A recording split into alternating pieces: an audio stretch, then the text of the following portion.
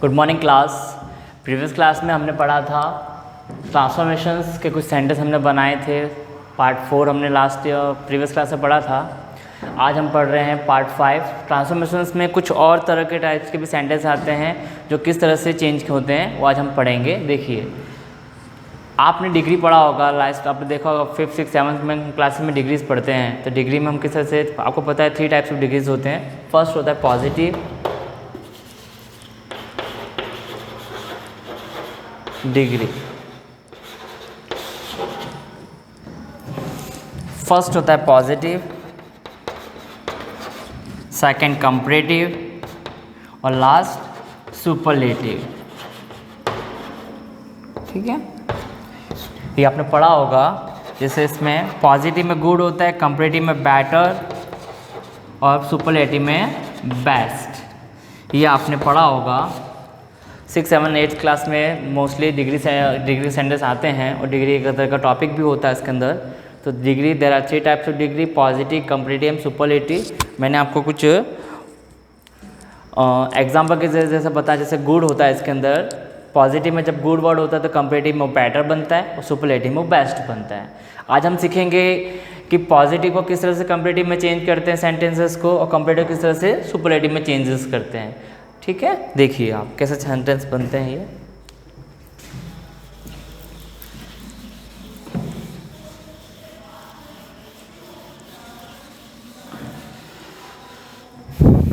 देखो, एग्जाम में किस तरह के सेंटेंस आपके आते हैं। For example, no other teacher is so good as mister Sharma. Bracket में लिखा होता है इस तरह का, यूज बेस्ट। देखिए, फर्स्ट ऑफ ऑल हमें ये पता होना चाहिए कि सेंटेंस किसका है। जब भी सेंटेंस में सो, एज और एज सो, मतलब यहाँ पे ब्लैंक में आता है, एडजेक्टिव वर्ड होता है ये। ठीक है, जो सेंटेंस सो, एज और एडजेक्टिव वर्ड हो वो सेंटेंस होते हैं पॉजिटिव के। सेंटेंस किसके होते हैं? सेंटेंस पॉजिटिव के। यहाँ ब्रैकेट में दे रखा है यूज बेस्ट। जैसा कि मैंने अभी यहाँ पे आपको एग्जाम्पल के जैसे समझाया था, पॉजिटिव में गुड हो, कंपैरेटिव में बेटर और सुपरलेटिव में बेस्ट हो। तो हमें ये पता होना चाहिए, ब्रैकेट में लिखा यूज बेस्ट, तो हमें ये पता हो गया कि ये सेंटेंस हमारा पॉजिटिव का है। इसे हमें किस में चेंज करना है? सुपरलेटिव डिग्री में चेंज करना है। तो देखिए कैसे चेंज होता है ये।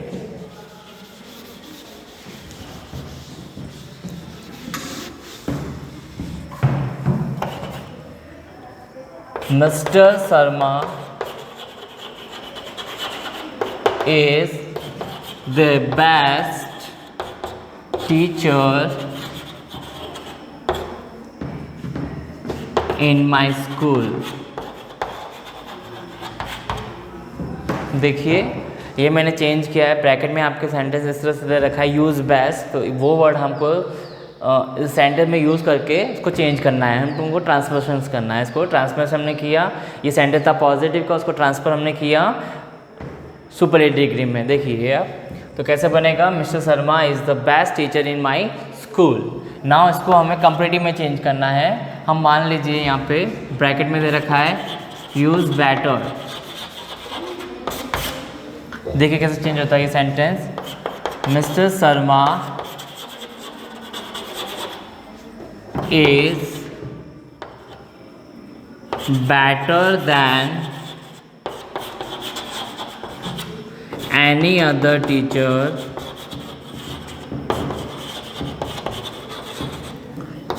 in my school। देखिए,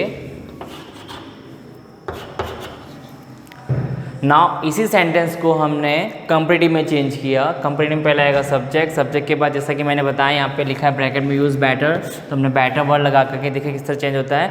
और कंपैरेटिव की सबसे बड़ी पहचान होती है सेंटेंस में दैन वर्ड होना चाहिए। वो कंपैरेटिव को पहचान करता है कि कंपैरेटिव का सेंटेंस है। देखिए, और सुपरलेटिव की सबसे बड़ी पहचान होती है इसमें आर्टिकल द का यूज़ होता है, जैसा कि हमने पहले पढ़ा था आर्टिकल के बारे में। तो Mrs Sharma is better than any other teacher in my school, ये बना कंपैरेटिव का सेंटेंस।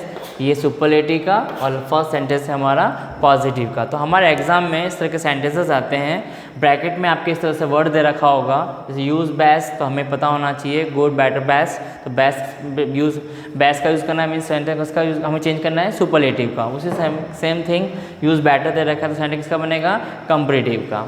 तो इस तरह के आपके एग्जाम में सेंटेंसेस आते हैं, कुछ अलग टाइप्स के भी सेंटेंस आते हैं, वो भी देखिए। मिल्टन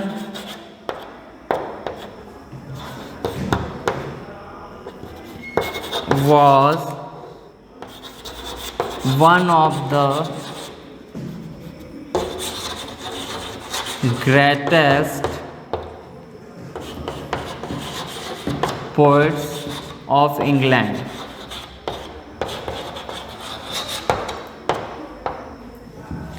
देखिए यहाँ पे द आर्टिकल आया और एडजेक्टिव वर्ड में est आया, तो ऑब्वियसली ये सेंटेंस किसका होगा, सुपरलेटिव का सेंटेंस है। हमें इसको किस में चेंज करना है, कंपैरेटिव और पॉजिटिव डिग्री में चेंज करना है। देखिए सेंटेंस कैसे चेंज होता है, जब भी जो वन ऑफ द से स्टार्ट हो सेंटेंस, उसे हमें पीडी में चेंज करना है। पीडी का मतलब होता है पॉजिटिव डिग्री में, तो किससे स्टार्ट करते हैं, उसे वेरी फ्यू से स्टार्ट होता है। किससे स्टार्ट होता है, very few. Very few poets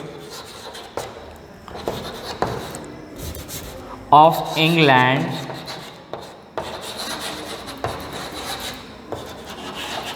were so great as Milton. देखिए यहाँ पे सो एज आया, तो ऑब्वियसली सेंटेंस किस में चेंज किया मैंने, पॉजिटिव डिग्री में चेंज किया सेंटेंस। तो जब भी वन ऑफ द वाले सेंटेंस आए, देखिए दोनों सेंटेंस में अलग अलग दे रखे हैं, जैसे इसमें सीधे सिंपल द बेस्ट आया है, इसमें वन ऑफ वाले सब वर्ड नहीं दिखाई दिया, तो ये चेंज किस में होता है, ये नो अदर में चेंज होता है। किस में चेंज होता है, नो अदर में। सेम थिंग वही सेंटेंस में जब भी वन ऑफ द इस तरह के सेंटेंसेस आए, तो हमेशा पीडी में जब चेंज करते हैं, पीडी का मीन्स होता है पॉजिटिव डिग्री में चेंज करते हो, किससे स्टार्ट होता है, वो वेरी फ्यू से स्टार्ट होता है। वेरी फ्यू नामक मतलब वेरी फ्यू वर्ड से स्टार्ट होता है ये सेंटेंस, क्योंकि यहाँ पे वन ऑफ द रखा है तो वेरी से स्टार्ट किया। यहाँ पे कुछ नहीं था, सिंपल सा सेंटेंस है, द प्लस आपको मैंने एडजेक्टिव वर्ड का बताया, तो सिंपल सा सेंटेंस होता है सुपरलेटिव का, तो वो नो अदर से स्टार्ट होता है, और वन ऑफ द वाले सेंटेंस किसमें स्टार्ट होते हैं, वेरी फ्यू में स्टार्ट होते हैं। उसी तरह से इसका कंपैरेटिव किस तरह चेंज होता है, देखिए आप।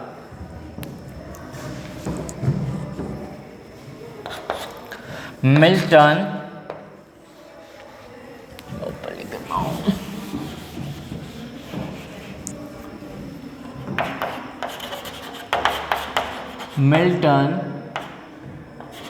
was greater than most other poets of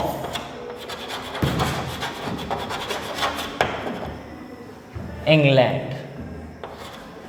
देखिए ये मैंने सेंटेंस चेंज किया है, आपके मैंने CD में चेंज किया। CD का मतलब होता है कंपैरेटिव डिग्री में चेंज किया है। ये वाला सेंटेंस देखिए, सेम चीज़ इसमें देखिए आप, जैसे सिंपल सेंटेंस था, no other teacher is so great as mister Sharma, तो मैंने इसका CD चेंज किया है, कंपैरेटिव चेंज किया था, mister Sharma is better than any other teacher in my school, इस तरह का मैंने चेंज किया है। लेकिन जैसे ही मैंने ये वन ऑफ द वाली बात कर रहा हूँ, आपके एग्जाम में दो टाइप के सेंटेंस आते हैं, मतलब एक तो सिंपल सा मतलब इस तरह का सेंटेंस आएगा, और एक तो वन ऑफ वाले सेंटेंस आते हैं सुपरलेटिव के, तो उसे PD में और CD में किस तरह चेंज करना होता है। देखिए मैंने PD आपको बता के दिखा है, पहले वर्ड आना वेरी फ्यू आना चाहिए, उसी तरह से इसमें भी कुछ नया दिख रहा होगा।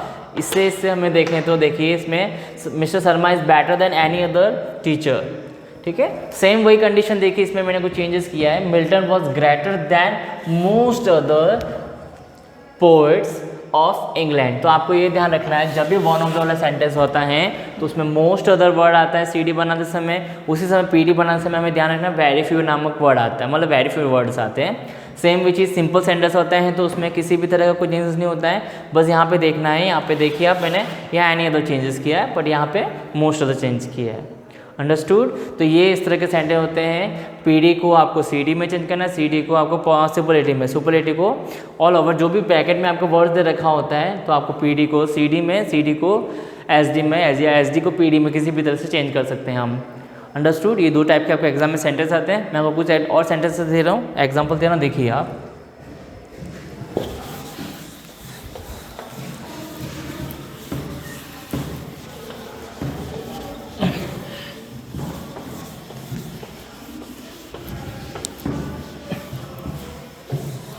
देखिए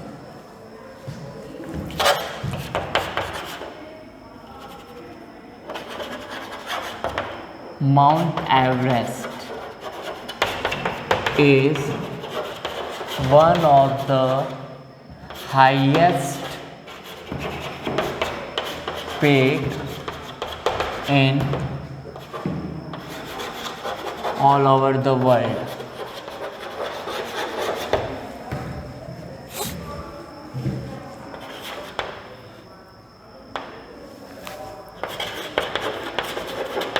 Ashok is the most intelligent student in my class। देखिए अब आपके सामने मैंने 2 सेंटेंसेस दे रखे हैं, मैंने दोनों ही सेंटेंस आपके मैंने सुपरलेटिव डिग्री के दे रखे हैं। तो ऑब्वियसली हमें इन दोनों सेंटेंस को या तो कंपैरेटिव या तो पॉजिटिव डिग्री में चेंजेस करना है। दोनों सेंटेंस देखिए आपके यहाँ पे द मोस्ट आर्टिकल आपको पता है, मैंने बताया, तो सेंटेंस सुपरलेटिव डिग्री का होता है। सेम वही कंडीशन देखिए यहाँ पे भी, अंडरस्टूड। तो अब इन दोनों सेंटेंस को हमें कंपैरेटिव और पॉजिटिव डिग्री में चेंज करना है। देखिए मैं चेंज कर रहा हूँ, कैसे चेंज होगा। मैंने अभी ये बात की आपकी, जब भी sentence one of the start से हो, वन ऑफ से स्टार्ट होता है ना सेंटेंस, वो सेंटेंस का जब भी हम पॉजिटिव डिग्री में चेंज करेंगे तो फर्स्ट वर्ड आता है हमारा वेरी फ्यू। फिर हमारा यहाँ पे देखना है कि ऑब्जेक्ट क्या है, पिक, ठीक है, one of the highest peak in all over the world. तो आएगा very few peaks are so high as, very few peaks in all over the world साथ में आएगा इसके अंदर, very few peaks in all over the world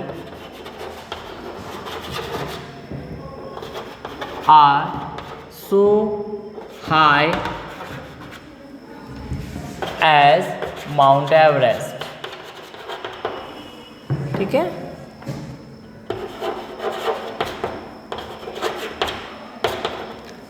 ये change हो गया हमारा पॉजिटिव डिग्री का। अब इसी को हमको कंपैरेटिव में चेंज करना है, तो कैसा होगा, Mount Everest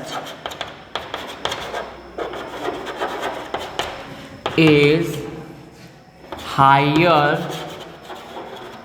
then most other peak in all over the world, in all over the world। ये सेंटेंस हुआ उसका कंपैरेटिव डिग्री का। ठीक है, सेम वही कंडीशन में नेक्स्ट दूसरा सेंटेंस है जिसमें इसका अलग से टाइप से मतलब चेंजेस होता है। देखिए इसमें सेंटेंस में चेंज होगा, no other student in my class is so intelligent as Ashok। इसका हमें कंपैरेटिव बनाना है, तो कंपैरेटिव कैसे बनेगा, Ashok is more intelligent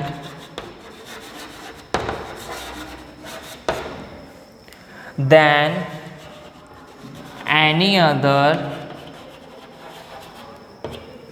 student in my class। देखिए अब आप देखेंगे सेंटेंस कैसे मैंने चेंजेस किए हैं। ऊपर देखिए, नीचे देखिए, आप देखिए फर्स्ट सेंटेंस था हमारा mount Everest is the one of the highest peak in all over the world. तो मैंने जैसे बताया है कि आपके एग्जाम में दो टाइप्स के सेंटेंस आ सकते हैं। जैसे सुपरलेटिव डिग्री में वन ऑफ वाले जो सेंटेंसेस आते हैं उसे हमेशा जब पीडी में चेंजेस करते हैं तो स्टार्ट किससे करते हैं, हम वेरी फ्यू से स्टार्ट करेंगे। अंडरस्टूड। सेम वही कंडीशन जो सिंपल सेंटेंस आते हैं सुपरलेटिव डिग्री के, जैसे द मोस्ट इंटेलिजेंट, ये सिंपल सेंटेंस दे रखा है, इसमें कई वन ऑफ जैसा वर्ड नहीं है, तो ये सिंपल सेंटेंस किससे स्टार्ट करते हैं, पॉजिटिव डिग्री का, तो नो अदर से स्टार्ट करते हैं। सेम वही कंडीशन हमें देखना है कंपेरेटिव डिग्री में किससे चेंज होते हैं, तो देखिए इसमें कुछ आपको नया दिख रहा होगा, मोस्ट अदर्स, जैसे मैंने पहले भी बात की थी इसकी, the Mount Everest is higher than most other peak in all over the world. Understood. ठीक है, सेम वही कंडीशन देखिए यहाँ पे देखिए, Ashok is more intelligent than any other student in my class. Understood. तो आपको ये समझना है, तो वन ऑफ वाले किस टाइप से चेंज होते हैं पीडी में और सीडी में, और सिंपल जो सेंटेंस आते हैं सुपरलेटिव वो किस टाइप के चेंज होते हैं। अंडरस्टूड। मैं आपको दो एक एग्जाम्पल और समझा देता हूँ इसी के।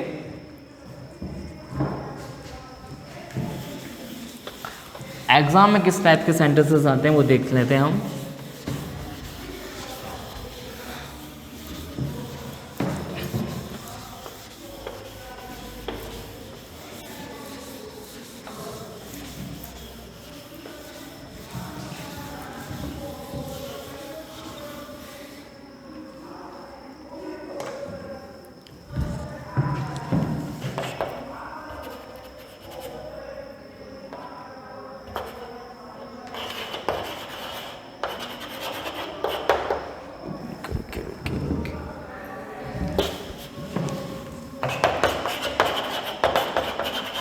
Jaipur is one of the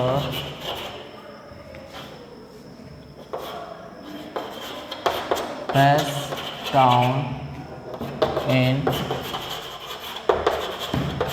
Rajasthan.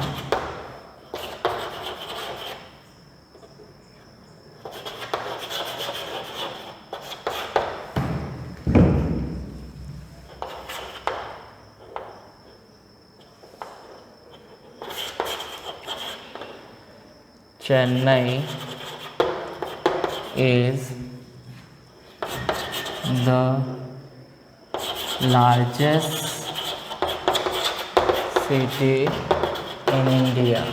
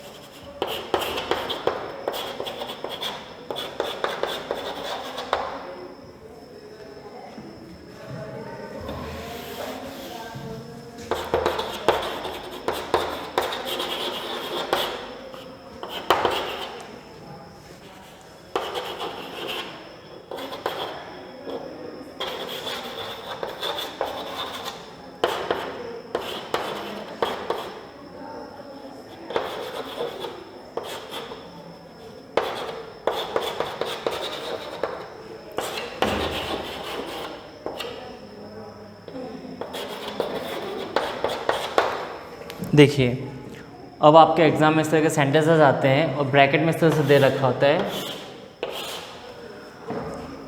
First sentence में हमें ब्रैकेट में दे रखा है यूज़ बैटर, तो हमें बैटर वर्ड का यूज़ करके सेंटेंस को चेंज करना है। हमें पता है गुड बैटर बेस्ट, तो बैटर किस में आता है, कंप्लीट डिग्री का वर्ड है, तो हमें सेंटेंस को किस में चेंज करना है, कंप्लीट डिग्री में चेंज करना है।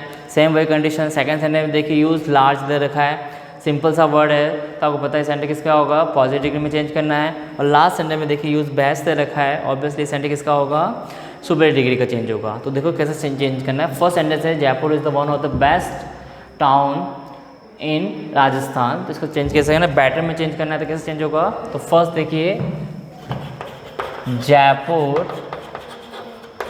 Is better than most other cities most other cities in towns in Rajasthan. Next sentence देखिए कैसे चेंज होगा ये, no other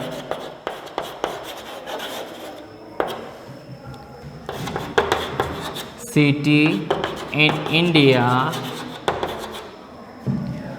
is so large as Chennai. और लास्ट सेंटेंस देखिए आप,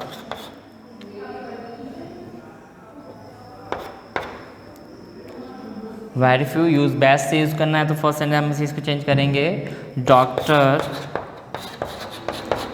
love Vyas is one of the best teacher in my, ठीक है।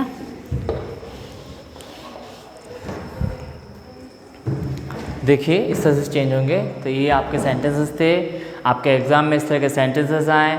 PD को किस तरह से सीडी में चेंज करना है, सीडी को किस तरह से सुपरलेटिव में चेंज करना है, सुपरलेटिव को किस तरह से पीडी में चेंज करना है, ये मैंने आज सिखाया आपको। और इस तरह से ब्रैकेट में वर्ड आए। और एक चीज़ ध्यान रखिएगा, आपको ब्रैकेट में जो वर्ड दे रखा उसके अकॉर्डिंग ही आपको चेंज करना है, ना कि जैसे ब्रैकेट में दे रखा यूज़ बेटर तो हमें कंपेरेटिव में ही चेंज करना है सेंटेंस को, ना कि पॉजिटिव डिग्री में चेंज करना है।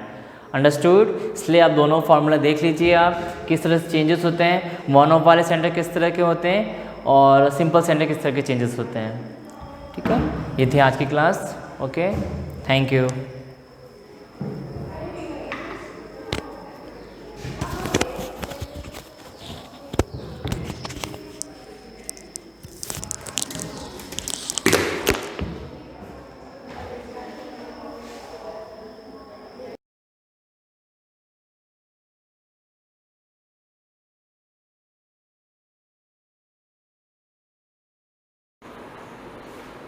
Good morning students. Last class में हम स्केलर और वेक्टर को डिस्कस कर रहे थे कि स्केलर क्वांटिटी क्या होती है और वेक्टर क्वांटिटी क्या होती है। ठीक है, तो जिस क्वांटिटी के अंदर क्या रिक्वायर्ड नहीं हो, डायरेक्शन का रिक्वायरमेंट नहीं हो, direction is not required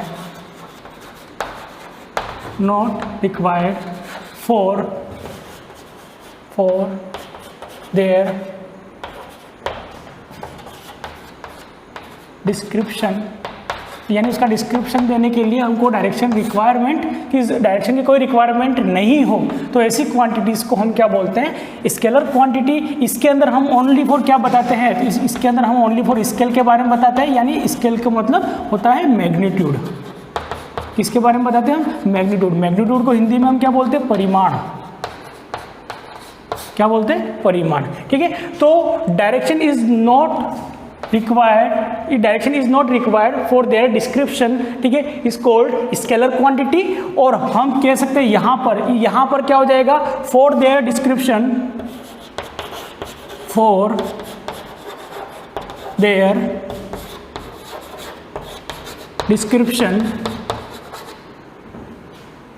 description direction is also required besides magnitude।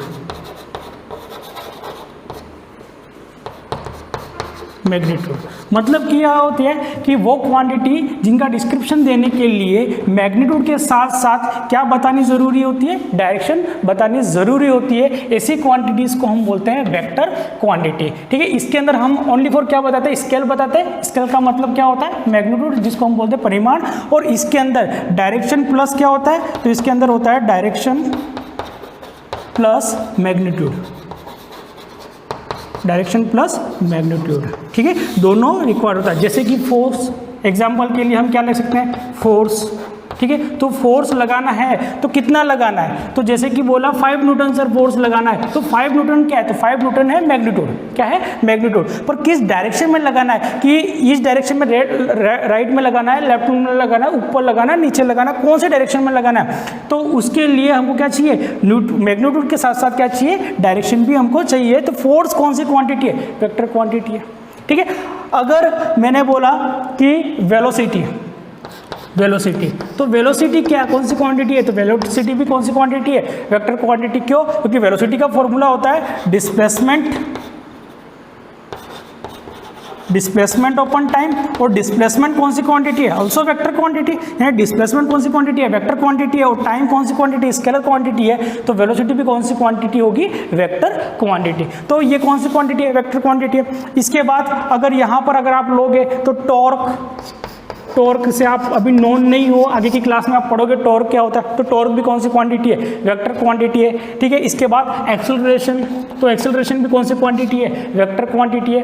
अब ऐसी क्वांटिटी जिनके अंदर हमको डायरेक्शन बतानी पड़े, मैग्नीट्यूड के साथ साथ हमको डायरेक्शन बतानी पड़े, वो क्वांटिटी हमारी कौन सी होगी, वेक्टर होगी। और ऐसी क्वांटिटी जिनके डिस्क्रिप्शन अगर हम किसी को दे या कि उसकी इन्फॉर्मेशन अगर किसी को दे, तो वहाँ पर हमको डायरेक्शन बताने की ज़रूरत नहीं है। तो डायरेक्शन बताने की ज़रूरत जहाँ पर नहीं पड़ती, जिन क्वांटिटीज के लिए डायरेक्शन नहीं बतानी पड़ती, ऐसी क्वांटिटीज को हम बोलते हैं स्केलर क्वांटिटी। यानी direction is not required for their description is called scalar quantity, for their description direction is also required besides magnitude, ठीक है। यानी मैग्नीट्यूड के साथ साथ डायरेक्शन भी रिक्वायर्ड है। ऐसी क्वांटिटीज को हम बोलते हैं वेक्टर क्वांटिटी। अब स्केलर क्वांटिटी के एग्जाम्पल ले लो, तो स्केलर क्वांटिटी के एग्जाम्पल स्पीड क्या होता है, डिस्टेंस अपन टाइम। डिस्टेंस कौन सी क्वांटिटी है, कि जैसे यहाँ से बॉम्बे का डिस्टेंस है जैसे कि 2000 किलोमीटर है, तो उसके लिए मुझे डायरेक्शन बताने की जरूरत नहीं, वो इधर से जाएगा, इधर से नहीं जाएगा तो इधर से जाएगा, इधर से जाएगा कुछ ज़्यादा डिस्टेंस होगा, पर डायरेक्शन बताने की मुझे वहाँ पर कंपलसरी जरूरत नहीं है। तो स्पीड कौन सी क्वांटिटी है, तो स्पीड जो हमारा है वो कौन सी क्वांटिटी है, स्केलर क्वांटिटी।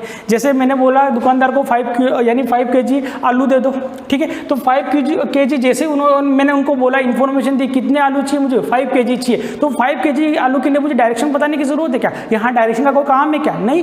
तो 5 kg आलू यानी kg क्या है, मास। तो मास कौन सी क्वांटिटी है, तो मास कौन सी क्वांटिटी है, स्केलर क्वांटिटी है, ठीक है। मास स्केलर क्वांटिटी है। अगर मैंने आपसे पूछा कि आपकी घड़ी में टाइम कितना हुआ, आपने बोला 12 बजे सर, क्या इसके लिए डायरेक्शन की कोई रिक्वायरमेंट है क्या, कि सर 12 बजे टूवर्ड्स ईस्ट या 12 बजे टूवर्ड्स वेस्ट, ऐसे को बताने की जरूरत है क्या, नहीं। तो टाइम भी कौन सी क्वांटिटी है, तो टाइम भी कौन सी क्वांटिटी है, स्केलर क्वांटिटी है, ठीक है। तो स्पीड, मास, टाइम, ठीक है। अगर और कौन सी क्वांटिटी है, डिस्टेंस कौन सी क्वांटिटी है, तो डिस्टेंस भी कौन सी क्वांटिटी है, स्केलर क्वांटिटी है। अगर हम डिस्प्लेसमेंट को लेंगे तो डिस्प्लेसमेंट कौन सी क्वांटिटी है, तो डिस्प्लेसमेंट कौन सी क्वांटिटी है, वेक्टर क्वांटिटी है, डिस्प्लेसमेंट, ठीक है। तो ये स्केलर क्वांटिटी वो जिसके अंदर हमको सिर्फ स्केल बतानी पड़े, मैग्नीट्यूड बताना पड़े, ठीक है। 5 kg 10 kg ये क्या है, स्केलर क्वांटिटी है, क्योंकि इसके अंदर हम सिर्फ क्या बता रहे हैं, मास की मैग्नीट्यूड यानी स्केल बता रहे हैं, यानी मैग्नीट्यूड बता रहे हैं, जिसको हम क्या बोलते हैं, परिमाण, ठीक है। तो डायरेक्शन की जरूरत पड़ेगी अगर जिन क्वांटिटी का इंफॉर्मेशन या डिस्क्रिप्शन देने के लिए हमको डायरेक्शन की रिक्वायरमेंट है, तो वो क्वांटिटी किस में आएगी, वेक्टर में आएगी। बाकी सारी क्वांटिटीज किसके अंदर आएगी, स्केलर क्वांटिटीज के अंदर आएगी। अब हमको नेक्स्ट जो हमारा है स्केलर और वेक्टर के लिए हमको यहाँ पर सिर्फ डेफिनेशन को ही समझना था, बाकी इसके बारे में पूरा जो डिटेल से हम स्केलर प्रोडक्ट क्या होता है, वेक्टर प्रोडक्ट क्या होता है, वो सारी हम हमारा जो नेक्स्ट चैप्टर होगा, 3rd चैप्टर या 4th चैप्टर जो भी होगा, उसमें हम इसमें इसके बारे में डिटेल से पढ़ेंगे। अभी तो सिर्फ आपको इन दोनों के डेफिनेशन याद रखने के, डेफिनेशन इनकी क्या है, स्केलर क्वांटिटी किसको कहते हैं, वेक्टर क्वांटिटी किसको कहते हैं, इसका स्क्रीनशॉट लेना हो तो ले लेना, मैं रफ कर रहा हूँ।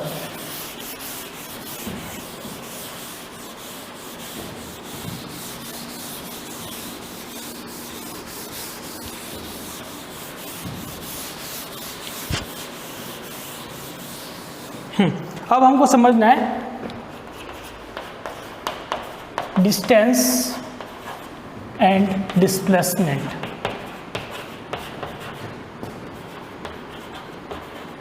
डिस्टेंस एंड डिस्प्लेसमेंट, ठीक है। ये कोई ए लोकेशन है और ये कोई बी लोकेशन है, ए लोकेशन है और ये कोई बी लोकेशन है। यहाँ बी लोकेशन पर मुझे जाना है तो मेरे पास कितने रास्ते हो सकते हैं, तो मेरे पास बहुत सारे रास्ते हैं। मैंने एक जो पाथ है वो ड्रॉ कर दिया कि मैं इधर गया, मैं इधर से इधर गया, इधर से ऐसे गया, ऐसे गया, ऐसे गया, और ये आ गया बी लोकेशन पर। ठीक है, तो मैंने कितना डिस्टेंस ट्रैवल किया कि जैसे कि मैंने ये किया 10 मीटर, कितना किया 10 मीटर, यहाँ से यहाँ तक का भी कितना किया 10 मीटर, ये कितना किया तो ये मैंने किया 4 मीटर, ये मैंने कितना किया, ये मैंने किया 8 मीटर। ठीक है, ये कितना है 6 मीटर ट्रैवल कर दिया, ये कितना ट्रैवल कर दिया मैंने 10 मीटर कर दिया, और ये कितना कर दिया 5 मीटर। ठीक है, तो मैंने एक्चुअल में कितना पाथ कवर किया, एक्चुअल में मैंने कितना पाथ कवर किया, तो 10 + 10 20 कितना 24, 6 कितना हो गया 30, और ये कितना हो गया 40, और ये 6 है कितना हो गया 46, और ये कितना हो गया 51। तो path length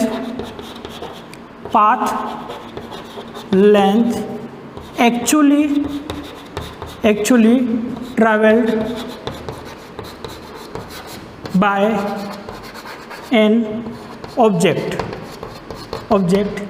is called distance। ठीक है, यानी ऑब्जेक्ट ने जो पाथ लेंथ, जो लेंथ एक्चुअली ट्रैवल की है उसको हम क्या बोलते हैं डिस्टेंस। क्या बोलते हैं डिस्टेंस। दूसरा हमारे पास है डिस्प्लेसमेंट।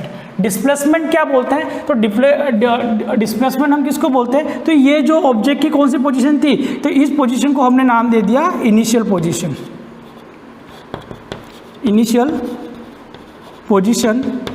ठीक है, और ये ऑब्जेक्ट की कौन सी पोजीशन है, तो ऑब्जेक्ट यहाँ से चल के यहाँ पर गया फाइनल पोजीशन। ये कौन सी पोजीशन आ गई, फाइनल पोजीशन। ठीक है, तो ये इनिशियल पोजीशन है और ये फाइनल पोजीशन है। तो डिस्प्लेसमेंट हम किसको बोलेंगे, तो डिस्प्लेसमेंट हम बोलेंगे डिस्प्लेसमेंट के लिए डेफिनेशन क्या बनाएंगे, तो difference between final and initial position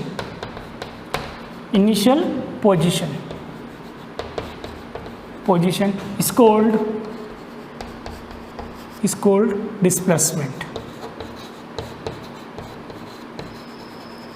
displacement.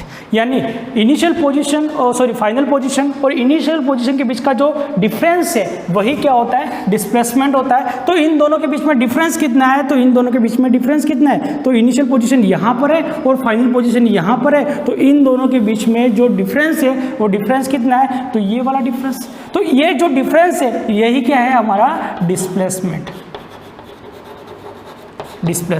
और ये जो है path length actually travel by an object, ये क्या है डिस्टेंस। ठीक है, तो आप डिफरेंशिएट कर सकते हो कि किसको डिस्प्लेसमेंट बोलेंगे और किसको हम डिस्टेंस बोलेंगे। तो जो object actually path length cover करता है या ट्रैवल करता है उसको हम क्या बोलते हैं, डिस्टेंस। और जो इनिशियल पोजीशन और फाइनल पोजीशन के बीच का जो डिफरेंस होता है उस डिफरेंस को ही हम क्या बोलते हैं, डिस्प्लेसमेंट। ठीक है, तो डिस्प्लेसमेंट हमेशा किस में होता है, स्ट्रेट लाइन में होता है। किस में होता है, स्ट्रेट लाइन में। जैसे कि मैंने बोला कि ये कोई ऑब्जेक्ट ए लोकेशन है और ये कोई बी लोकेशन है। ठीक है, अब इन दोनों के बीच में जो ये डिस्टेंस है, ये वाला ये डिस्टेंस है 10 मीटर। कितना है, 10 मीटर। तो मुझे डिस्प्लेसमेंट बताओ कि डिस्प्लेसमेंट कितना है। ठीक है, तो इनिशियल पोजीशन और फाइनल पोजीशन दोनों के बीच में डिफरेंस कितना है, 10 मीटर का ही है। तो जो डिस्टेंस है वही क्या होगा, डिस्प्लेसमेंट। क्या होगा, डिस्प्लेसमेंट, क्योंकि ऑब्जेक्ट यहाँ से सीधा चल के गया है यहाँ पर बी पर, तो एक्चुअली जो उसने पाथ ट्रैवल किया वो कितना किया, 10 मीटर। और इन दोनों ए और बी के बीच में डिफरेंस भी कितना है, 10 का डिफरेंस है। तो जो डिस्प्लेसमेंट है वही डिस्टेंस है और जो डिस्टेंस है वही डिस्प्लेसमेंट है। ठीक है, तो जो डिस्टेंस है कि जैसे कि हमने देखा कि ये जो ऑब्जेक्ट है टोटल इसने कितना 51 मीटर एक्चुअली पाथ ट्रैवल किया, और ये यहाँ से यहाँ का जो डिफरेंस देखा हमने वो हमको मिला 15 मीटर। क्या मिला, 15 मीटर। यानी हम कह सकते हैं कि distance is always larger than displacement. यानी जो डिस्टेंस होता है वो हमेशा किससे लार्ज होता है, तो डिस्प्लेसमेंट से लार्ज होता है। तो डिस्प्लेसमेंट की एक ही वैल्यू होती है, एक ही वैल्यू होती है, क्योंकि हम जानते हैं कि 2 पॉइंट का जो मिनिमम डिफरेंस है, ये ए और बी, इन दोनों के बीच का जो मिनिमम डिफरेंस है वो कितना है, 15 मीटर है। इससे छोटा इन दोनों के बीच का डिफरेंस हो सकता है क्या? नहीं हो सकता, क्योंकि ये दोनों यहीं पर है। तो इन दोनों के बीच का मिनिमम जो डिफरेंस है वो कितना है, 15 मीटर है। यानी डिस्प्लेसमेंट की जो वैल्यू होती है वो यूनिक वैल्यू होती है। कैसी वैल्यू होती है? यूनिक वैल्यू होती है, यानी एक ही वैल्यू होती है, उसकी कभी चेंज नहीं होती है। पर जैसे ये डिस्टेंस है, अब ये डिस्टेंस व्यक्ति को इतना बड़ा चल के नहीं जाना और उसने ऐसे चल के गया, और यहाँ से यहाँ, यहाँ से यहाँ, और ये यहाँ पर, तो ये दूसरी वैल्यू होगी डिस्टेंस की। अगर इसको यहाँ पर भी नहीं जाना है और ये यहाँ से गया, ये सीधा यहाँ से गया, ठीक है, तो ये डिस्टेंस, ये भी एक्चुअल पाथ ट्रैवल है, ये भी डिस्टेंस, ये भी डिस्टेंस, ये भी डिस्टेंस। अगर उसको और भी कम डिस्टेंस ट्रैवल करना है तो वो यहाँ से ऐसे गया, ठीक है, और उसको कम करना है तो वो यहाँ से यहाँ गया। तो ये सारे किसकी वैल्यू है? तो डिस्टेंस की वैल्यू है। और इससे कम जाना है तो और कितना, सीधा चला गया, क्योंकि इससे कम तो हो नहीं सकता, क्योंकि ये इधर जाएगा तो भी वो क्या हो जाएगा, बड़ा हो जाएगा। यानी डिस्प्लेसमेंट की मिनिमम, सॉरी, डिस्टेंस की जो मिनिमम वैल्यू होती है वो कितनी होती है? तो डिस्प्लेसमेंट के बराबर होती है।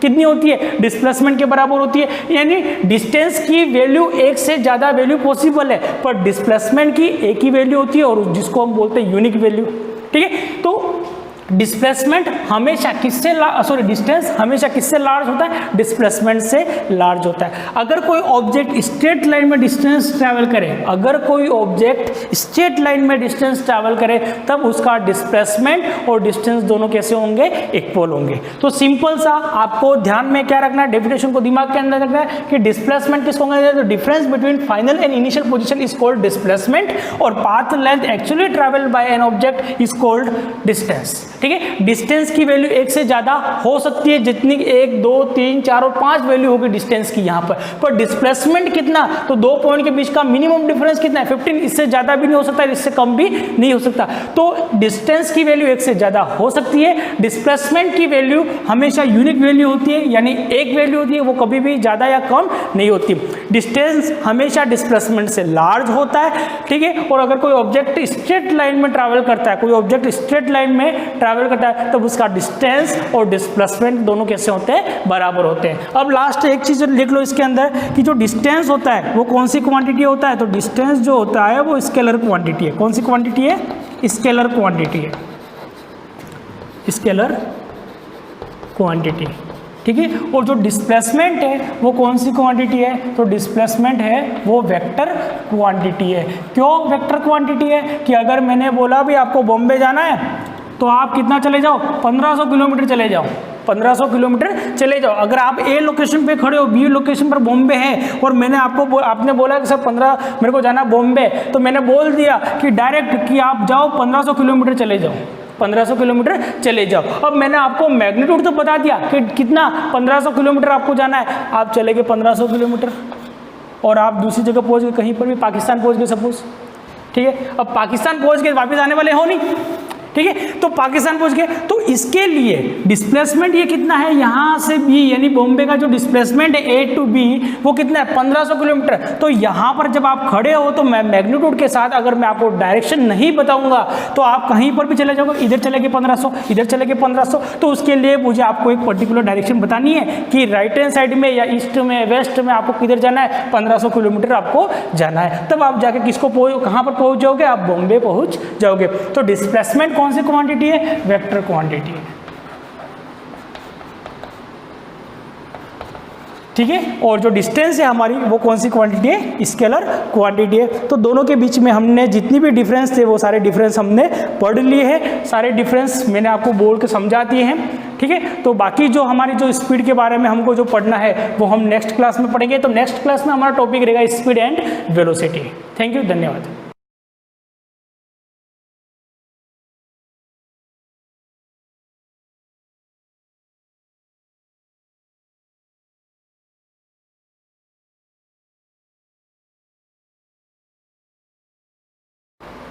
Good morning everyone.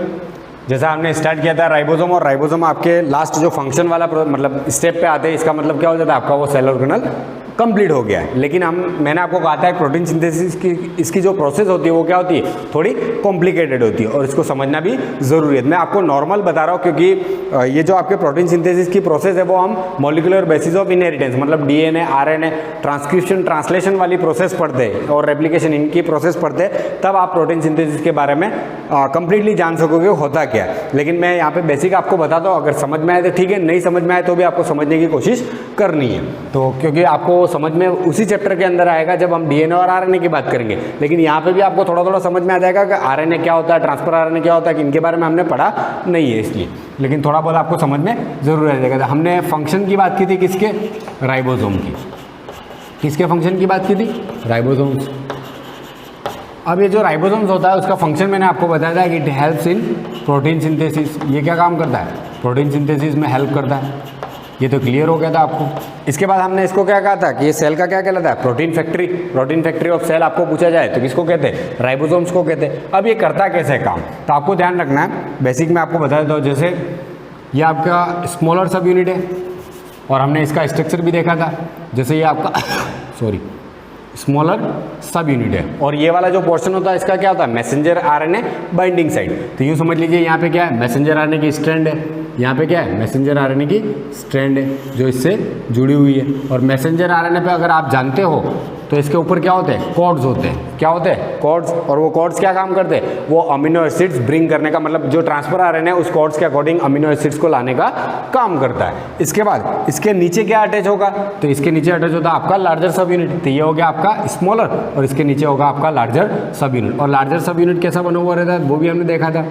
जैसे इसके बराबर तो होता नहीं है, लार्जर है तो इससे बड़ा होगा, ये हो जाएगा आपका लार्जर सब यूनिट। और आप जानते हो लार्जर सब यूनिट में यहाँ पे क्या होता है, यहाँ पे टनल बनी हुई रहती है। यहाँ पे क्या होगी, एक टनल होगी। तो ये हो जाएगा आपका टनल वाला पार्ट,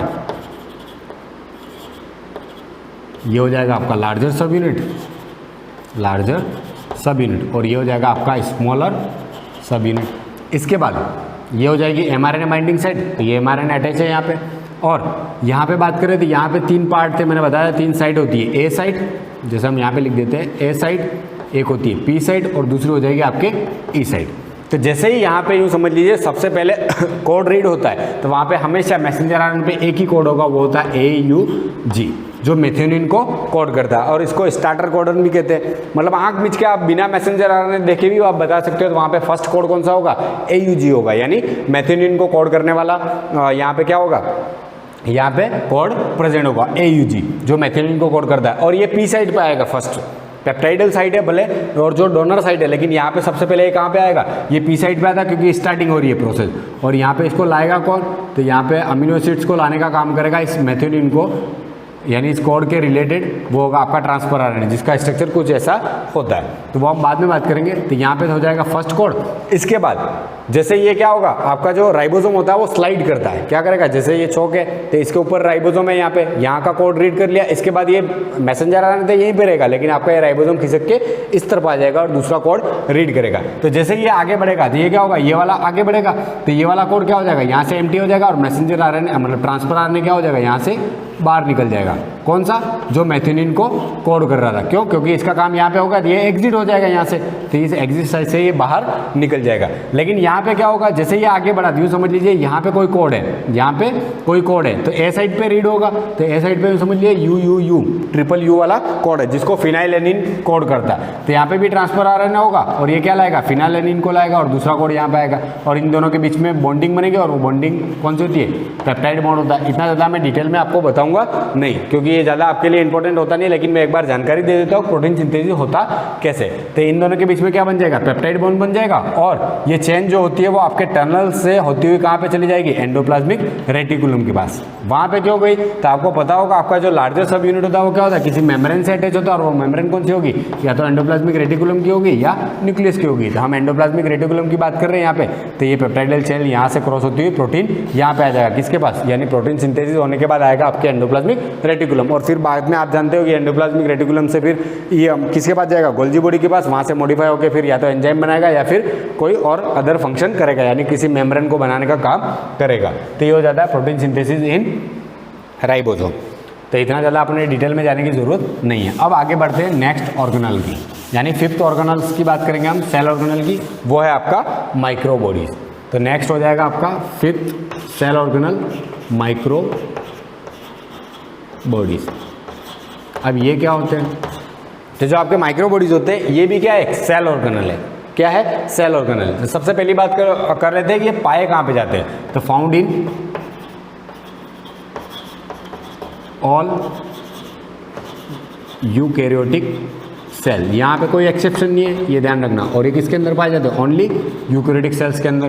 तो found in all eukaryotic cells. अब ये बनते किससे? तो फॉर्म्ड बाय या फॉर्म्ड फ्रॉम ER।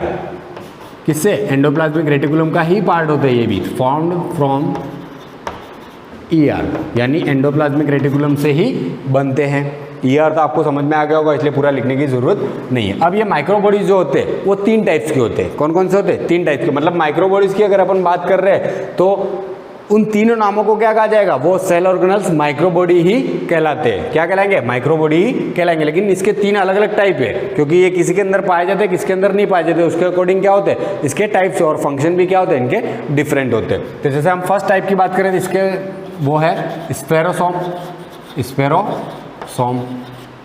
इसके बाद इसका जो दूसरा टाइप आ जाता है वो है एक है पैरोक्सिसोम, स्पेरोसोम, और आपका ग्लायोक्सिसोम। ग्लायोक्सिसोम। और तीसरा है आपका पैरोक्सिसोम।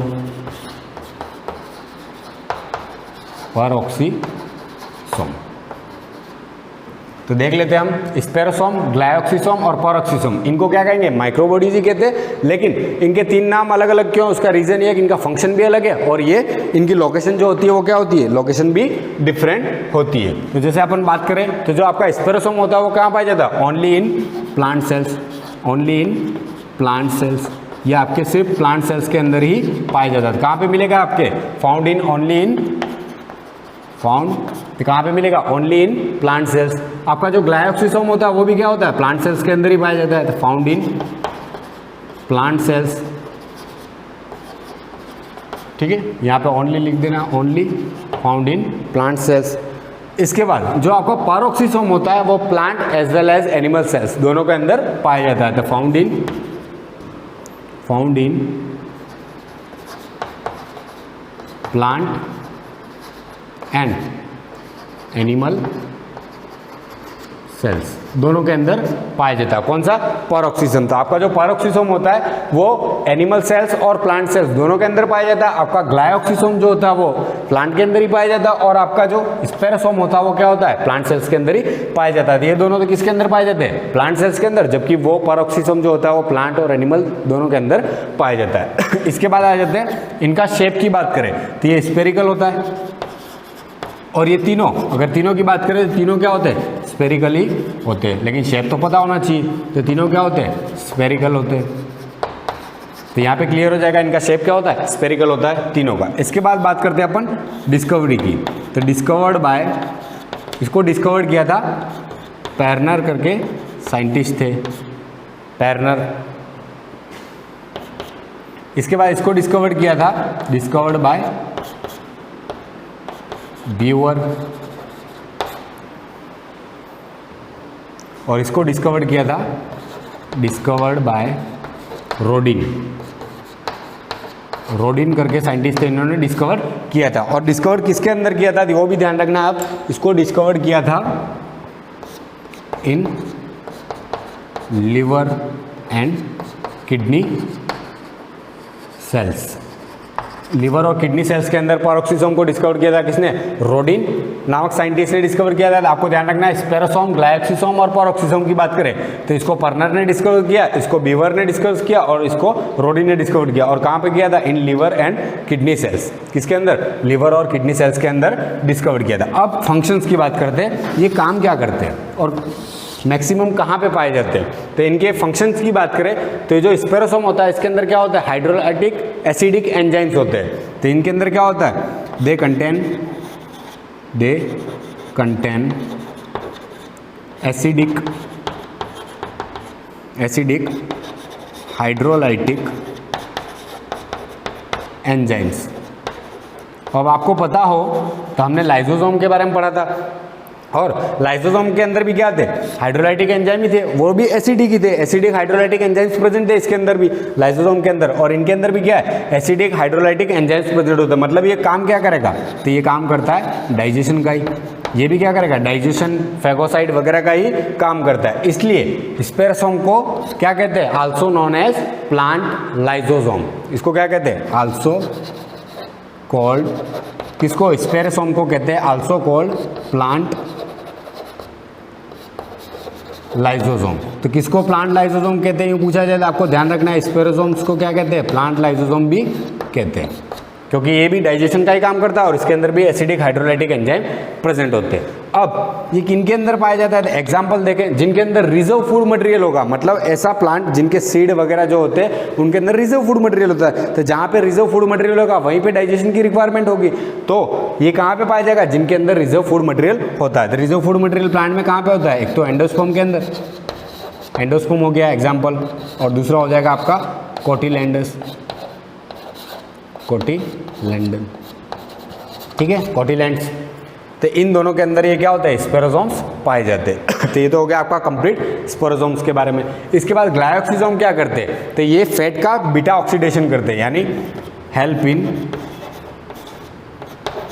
Help in beta oxidation of fat.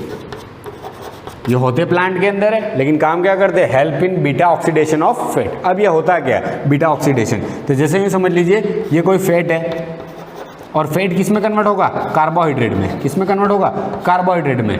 तो उस प्रोसेस को हम क्या कहते हैं, बीटा ऑक्सीडेशन, यानी fat converted into carbohydrate, it's called beta oxidation of fat. तो ये जो आपका ग्लायोक्सिसोम है, इसके अंदर जो एंजाइम्स होते हैं वो क्या हेल्प करते हैं, बीटा ऑक्सीडेशन में हेल्प करते हैं, यानी beta oxidation of fat and fat converted into carbohydrate. आपको ये ध्यान रखना है। इसके बाद ये पाया किसके अंदर जाता है, मतलब ग्लायोक्सिसोम जो होगा वो मैक्सिमम किसके अंदर होगा, तो ऐसी सेल होगी जिनके अंदर फैट स्टोर्ड हो, क्योंकि प्लांट भी अपना जो मतलब फूड होता है वो फैट की फॉर्म में स्टोर करता है, स्टार्च वाले करता है, फैट की फॉर्म में स्टोर करता है, उसको कार्बोहाइड्रेट में कन्वर्ट करना पड़ता है जब रिक्वायरमेंट हो तब। तो अगर अपन बात करें एग्जाम्पल की, तो ये हो जाएगा कैस्टर सीड,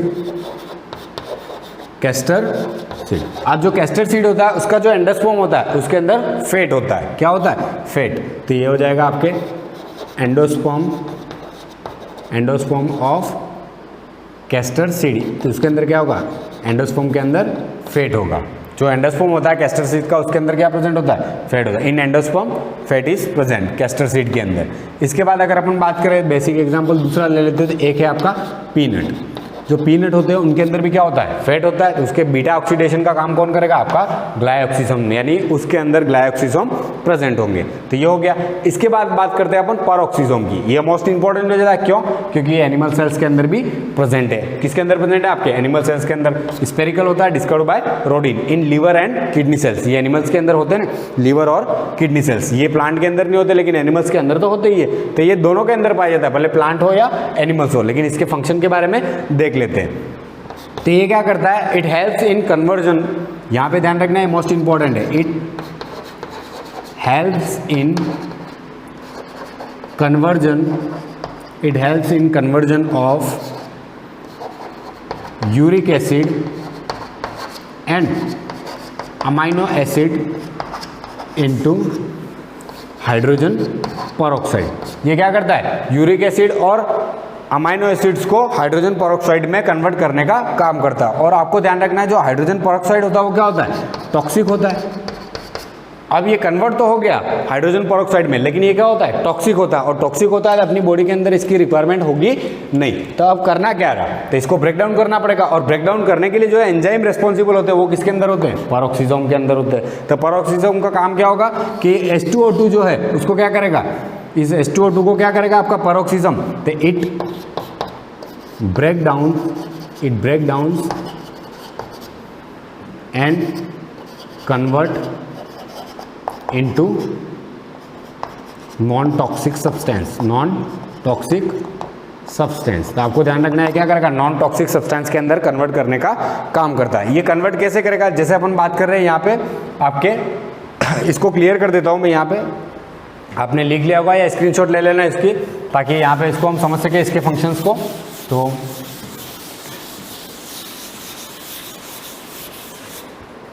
जैसे मैं यहाँ पे बता देता हूँ आपको, ये लास्ट है।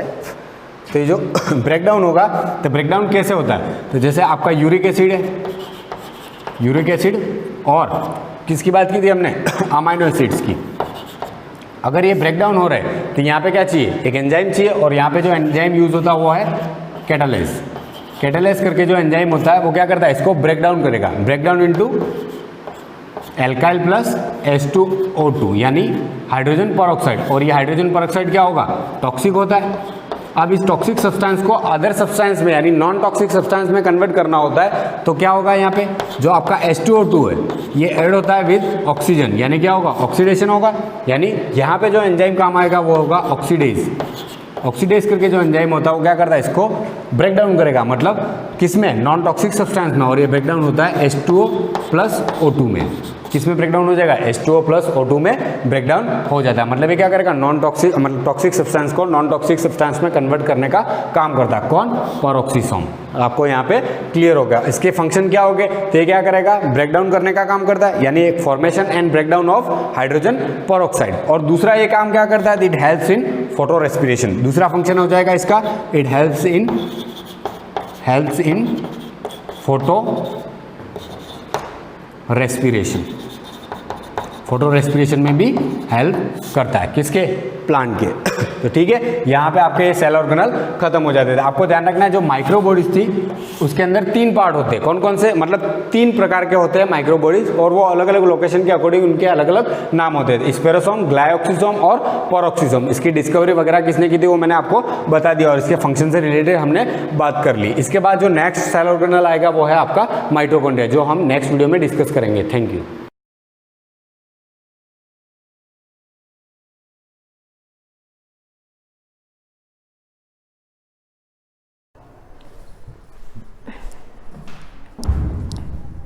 Good morning students, welcome to the class. Chapter number 6 चल रहा है हमारा, उसका हमारा सेकंड क्लास है। सेकंड क्लास के अंदर अभी तक जो हमने बेसिक पढ़ लिया था कि what are the inequalities. Inequalities क्या होती है, जहाँ पर भी लेस देन या ग्रेटर देन या फिर लेस देन इक्वल टू या फिर ग्रेटर देन इक्वल टू का साइन आता है दो टर्म्स के बीच में, एक साइड राइट हैंड साइड, दूसरा लेफ्ट हैंड साइड होगा, दोनों के बीच में अगर इक्वल टू की बजाय लेस देन या ग्रेटर देन आता है तो हम उसको कहते हैं इन इक्वेशन, यानी कि असमीका है, जो कि असमान है, समान नहीं है, बट वहाँ पर एक रिलेशन बन रहा है, एक लेस देन का और एक ग्रेटर देन का। तो एग्जाम्पल से स्टार्ट करते हैं। एक एग्जाम्पल मैंने आपको कल कहा भी था कि आप प्रैक्टिस करना, अगर वो हो सके तो। हम यहाँ आज देखेंगे एग्जाम्पल नंबर 1, बुक का ही है। Solve 30x less than 200। इसका वैल्यू आपको फाइंड करना है व्हेन, कब फाइंड करना है, पहली चीज when x is a real number, second चीज कब, when x is an integer. तो दिस इज योर क्वेश्चन। यहाँ से हमको x का वैल्यू फाइंड करना है, वो भी किसको देखते हुए, हमारी जो भी ये कंडीशन है उसके अकॉर्डिंग। तो फर्स्टली पहला काम जो हमारा रहेगा 30x इज लेस देन 200। तो पहले इसको सॉल्व करो।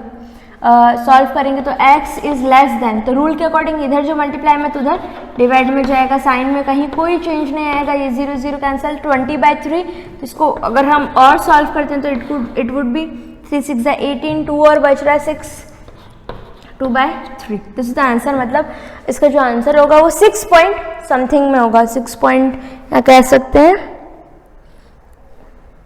2/3। अगर इसको सॉल्व करेंगे तो अगेन 3 से 0 पॉइंट लगा दे, 20 हो जाएगा, 3 6 18, 0.6। तो ये 6.6 समथिंग का कोई नंबर है। तो x इज एन इंटीजर, तो यहाँ इक्वल टू नहीं आएगा, less than. x is less than 6, 2/3। This are the steps. अब x का वैल्यू 6 2/3 से छोटा है, मतलब 6 पॉइंट समथिंग से छोटा है, ठीक है। तो x का वैल्यू क्या होनी चाहिए, पहली चीज when x is a real number. तो पहले के लिए for the first when x is a real number, जब ये सॉरी, ये जो क्वेश्चन है आपका वो रियल नंबर भी नहीं है, यहाँ पर कहाँ है नेचुरल नंबर। रियल नंबर के लिए और इसका आंसर हम देखेंगे, एक और क्वेश्चन है नहीं रियल वाला, लेकिन अभी सिर्फ हम नेचुरल की बात करते हैं। When x is a natural number, natural number का मतलब है जब आपका जो n है वो एक प्राकृत संख्या है। तो यहाँ पर लिखेंगे जब x, सॉल्यूशन स्टार्ट किया x, फिर फर्स्ट वाला जब x एक प्राकृत संख्या है तो x की वैल्यू, तो प्राकृत संख्या क्या होती है, 1 से लगा करके इन्फिनिटी तक, 1 1 2 3 4 5 6 दैट टिल द इनफाइनाइट। तो यहाँ पर 6 से छोटे वो नंबर्स आएंगे जो नेचुरल नंबर में काउंट होते हैं, यानी कि 1 2 3 4। तो 1 से लगा के इन्फिनिटी तक के बीच में 6 से छोटे नंबर क्या हो जाएंगे, x इक्वल टू 1 2 3 4 5 एंड 6। 6 से छोटे कहाँ है, तो यू विल ओनली इंक्लूड, अब पूरा जो क्वेश्चन था उसके अंदर लेस देन ये, ठीक है, तो जो नंबर बनेगा उसमें 6 भी आएगा। 6 क्यों आ रहा है यहाँ पर, 6 से छोटा नहीं कहा, यहाँ पर क्या है 6.6, लगभग इसका वैल्यू 6.6 है, 6.6 से छोटा, तो 6.6 से छोटा, इसलिए यहाँ पर 6 भी इंक्लूड हो सकता है। नाउ द सेकेंड वन, दूसरी वैल्यू क्या हो जाएगी, second value x is an integer, integer के अंदर आ जाता है नेगेटिव नंबर भी आते हैं, जीरो भी आता है और पॉजिटिव नंबर भी आते हैं। कहने का मतलब माइनस इनफाइनाइट से इनफाइनाइट के बीच में जितनी भी आपकी इंटीग्रल्स आ रहे हैं, यानी कि पूर्ण अंक आ रहे हैं, वो सारी चीजें इसके अंदर कवर होती है। तो इसका मतलब 6 से छोटे वो सारे नंबर, तो 6 से छोटा 0 भी होता है, तो आपका जो x का वैल्यू होगा वो 0 भी हो सकता है। और ये 1 2 3 4 5 6 तो है ही, 1 2 3 4 5 एंड 6 ये तो रहेगा, 0 भी आ सकता है, इसमें -1 भी आ सकता है, ये सब भी तो 6 से छोटे होते हैं, -2। तो इस तरीके से नेगेटिव वाली जो सीरीज है पूरी की पूरी, वो पूरी इसमें कवर हो जाएगी। तो कहने का मतलब तो x की वैल्यूज सेकंड के लिए क्या होगी, जब x एक इंटीजर है यानी कि एक पूर्णांक है, तो x is equal to dot dot dot -3 -2 -1 0 1 2 3 dot dot dot, तो ये हो जाएगा 3 4 5 एंड 6। तो ये सेकंड का आंसर हो गया। इस तरीके से नेक्स्ट क्वेश्चन देखते हैं। नेक्स्ट क्वेश्चन क्या कह रहा है, जैसे क्वेश्चन बन रहा है आपका ऐसे ही है ये, नेक्स्ट है 5x - 3 इज लेस देन,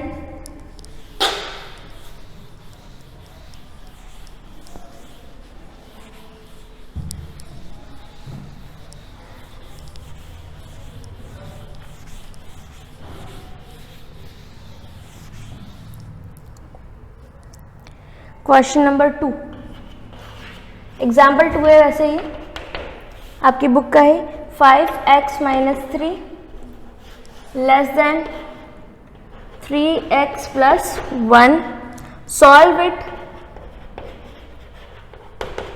पहली चीज सॉल्व करना है, पहली चीज जब when x is an integer,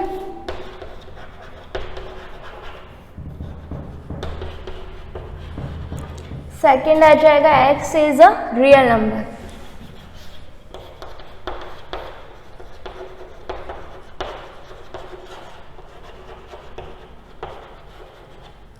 real number, ठीक है।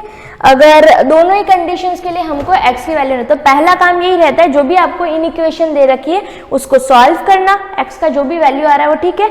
फिर हम जब फाइनलाइज करते हैं कि x के अंदर कौन कौन सी नंबर्स इंक्लूड हो रहे हैं, जैसे मान लेते हैं जैसे लास्ट क्वेश्चन में आया था हमारा x is less then 6.6 something, तो उसमें तो सारे नंबर्स आते हैं, बट हमारा कंडीशन क्या है उसके अकॉर्डिंग उसके अंदर कौन कौन से नंबर्स इंक्लूड होंगे ये हमको यहाँ से पता चलेगा। और नहीं दे रखा है तो रैंडम सा जो आपका रहता है नंबरिंग, माइनस नेगेटिव भी आते हैं, जीरो भी आते हैं, पॉजिटिव भी आते हैं, उनमें सारे के सारे कवर करने रहते हैं अगर ये कंडीशंस नहीं दी रहती होती तो नाउ स्टार्ट करते हैं।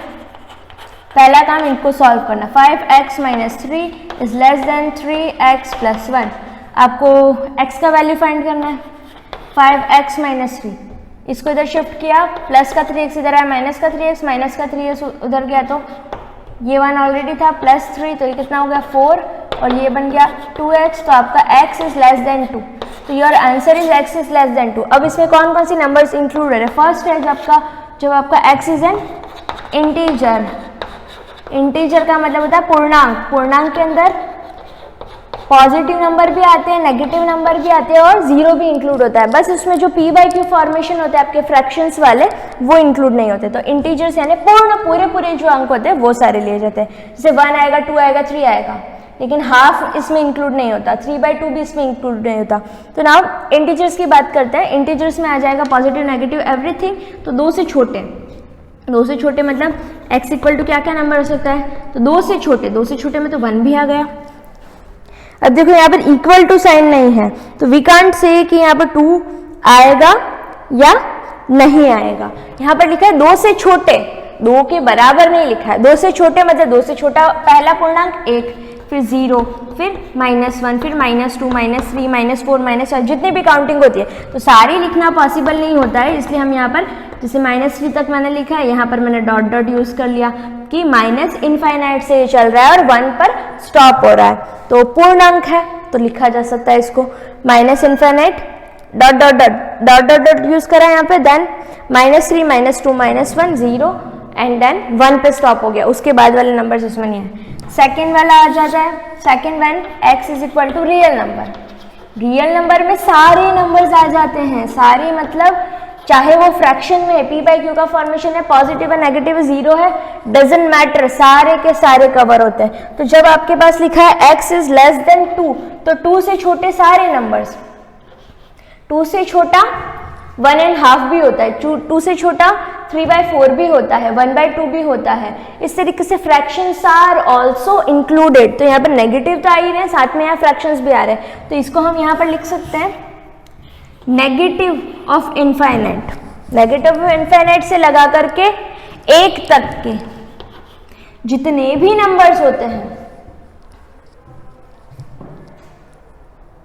से लगा करके 1 तक के जितने भी नंबर्स होते हैं वो सारे के सारे इसमें इंक्लूड हो गए। तो अब लिखते कैसे हैं इसको, इस पूरे इंटरवल को, तो एक एक नंबर हम नहीं लिख सकते, सारे नंबर लिखना पॉसिबल नहीं होता, इसलिए हम यहाँ क्या करेंगे, माइनस इनफाइनाइट इसका स्टार्टिंग पॉइंट, नेगेटिव में जहाँ तक नंबर्स जाते हैं, जहाँ तक काउंटिंग होती है नहीं कर पाते हम, जहाँ इसका एंड होता है नेगेटिव में, वो कह दिया minus infinite, then minus infinite से 1 तक, तो 1 को लेना है, लेकिन लास्ट बॉर्डर पॉइंट्स क्या क्या है कि किस रेंज का है, जैसे मान लेते हैं माइनस इनफाइनाइट, दिस इज 2, इसके बीच में जितने भी नंबर्स एग्जिस्ट कर रहे हैं वो सारे हमारे इस क्वेश्चन के आंसर हैं, तो वो सारे के सारे, तो हम फिनिशिंग लाइन लिखेंगे और स्टार्टिंग लाइन लिखेंगे।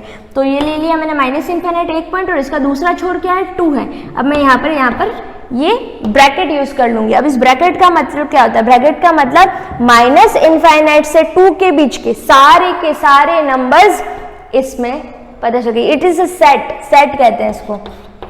Here x belongs to minus infinite to 10, 2, तो माइनस इनफाइनाइट से तो सारे बड़े नंबर और 2 से छोटे, when your x is less then 2 and minus infinite से बड़ा। ठीक है, इसमें भी कंफ्यूज ना होवे हम। रियल नंबर लिखा है, इसका मतलब p बाई क्यू फॉर्मेशन भी आएगा और सबको एक एक हम नहीं लिख सकते, इसीलिए यहाँ पर सेट की फॉर्म में लिखा, पूरा का पूरा एक सेट लिख दिया हमने।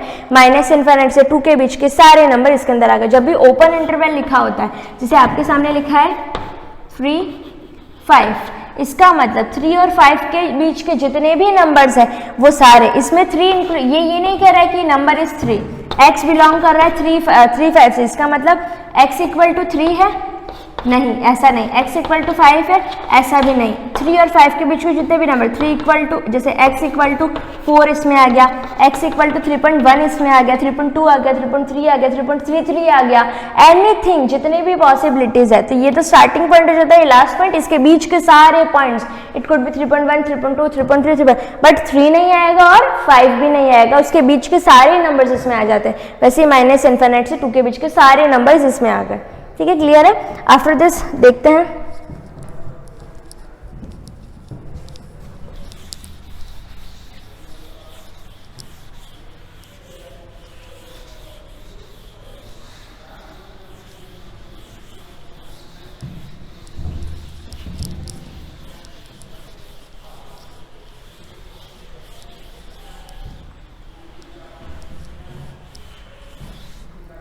Next question is example number 3 है, जैसे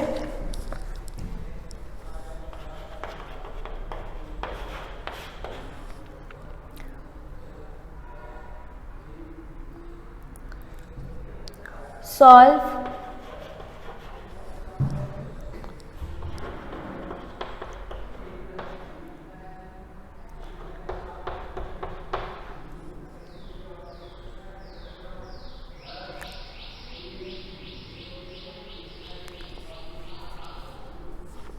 ठीक है। अब जैसे ये वाला क्वेश्चन देखो, अब इसमें ट्विस्ट क्या आएगा, 4x + 3 < 6x + 7, वैसे ही सॉल्व करना है। 4x - 6x 7 - 3 ये कितना आया -4, यहाँ आ गया 2x माइनस का, यहाँ पे प्लस का 4 ही आएगा क्योंकि 7 बड़ा है ना।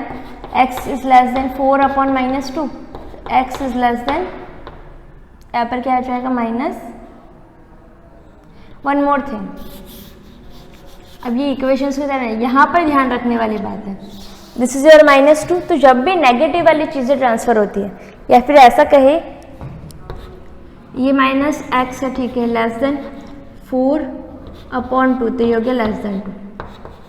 अब जैसे ही माइनस उधर शिफ्ट होगा, ये x इधर आ गया -2, तो क्या होगा, ये वाली जो चीज़ है वो रिवर्स हो जाएगी, < का ग्रेटर देन हो जाएगा। या फिर ऐसा समझ सकते हैं दोनों साइड -1 का मल्टीप्लाई किया तो यहाँ पर क्या हो जाएगा, ये माइनस माइनस प्लस हो जाएंगे, ये वाला प्लस का माइनस हो जाएगा।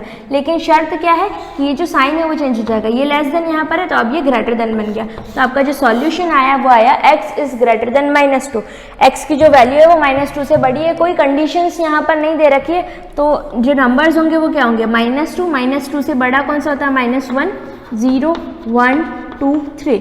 और सिंस आपको यहाँ पर ये मेंशन नहीं किया गया कि वो नंबर कौन सा होना चाहिए, it could be integer, it could be natural number की तो बात ही नहीं करेंगे क्योंकि x हो सकता है, नेचुरल नंबर भी पॉसिबिलिटी है देयर, ठीक है, ना नेचुरल नंबर कुछ भी नहीं का, कुछ भी नहीं कहा मतलब आपको सारे के सारे नंबर्स लेने, किसी को भी अवॉइड नहीं करना है, सारे रियल नंबर्स तो एटलीस्ट आपको लेने ही है। तो इसको आप लिखेंगे कैसे, -2 से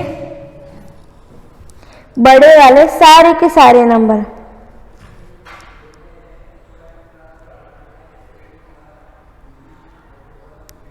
सारे नंबर क्या हो जाएंगे, तो -2 से लगा करके, तो इसके जो all the real numbers, x = all the real numbers, क्योंकि कुछ नहीं लिखा मतलब सारे रियल नंबर्स आपको लेने ही हैं, विच आर ग्रेटर देन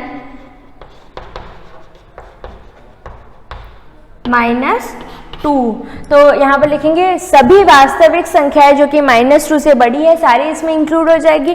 तो यहाँ पर -2 से लगा करके जितनी भी गिनती यहाँ पर आती है डॉट डॉट डॉट, और अगर इनको सेट के फॉर्म में लिखा जाएगा तो हम लिखेंगे x बिलोंग्स टू, मैंने क्या कहा था किससे किस के बीच में, यहाँ -2 इंक्लूड नहीं होगा, -2 से बड़ा यानी कि -1 0 1 2 3 डॉट डॉट डॉट, ठीक है। तो इस चीज़ को हम अगर ब्रैकेट में लिखना चाहे तो हमारा स्टार्टिंग पॉइंट क्या है, -2 से बड़ा होना चाहिए, किससे छोटा होना चाहिए, फिनिशिंग पॉइंट क्या है इसका, टिल द इनफाइनाइट, इनफाइनाइट तक चल रहा है तो इसको हम लिखेंगे -2 इनफाइनाइट, और यहाँ पर ब्रैकेट लगा देंगे, तो मतलब -2 से इनफाइनाइट के बीच के जितने भी नंबर्स है दैट इज अवर आंसर। अगर क्वेश्चन में नहीं मेंशन किया कि x रियल नंबर है, क्या है, कुछ भी नहीं है, तो आप सारे रियल नंबर ही लेकर के चलेंगे, उन रियल नंबर्स में कह देंगे कि सारे के सारे वैल्यूज जितने भी आ रही हैं p/q वगैरह सारा इसमें कवर हो रहा है। तो all the real numbers which are greater than -2, जो -2 से बड़े सारे ही इसका आंसर होंगे। इसके बाद देखते हैं, अब इसके बाद ये रहेगा नंबर लाइन पर शो करना।